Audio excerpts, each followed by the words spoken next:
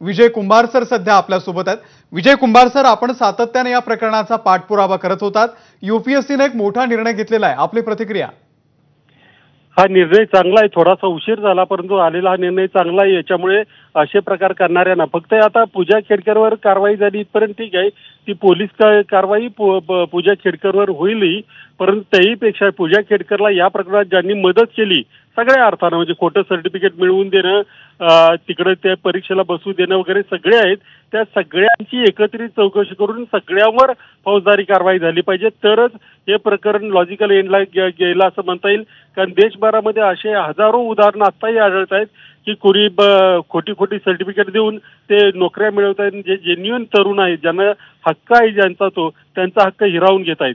त्यांच्या हक्कावर मारलेला हा दरोडा संपवायचा असेल तर या दरोड्यामध्ये मदत करणाऱ्यांसह दरोडा घालणाऱ्यांनाही तुरुंगात पाठवलं पाहिजे।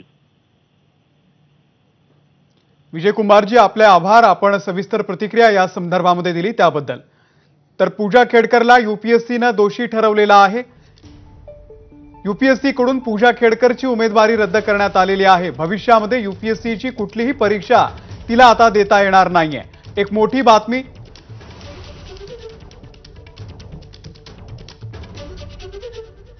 सोमेश कोलगे आपले प्रतिनिधी या संदर्भात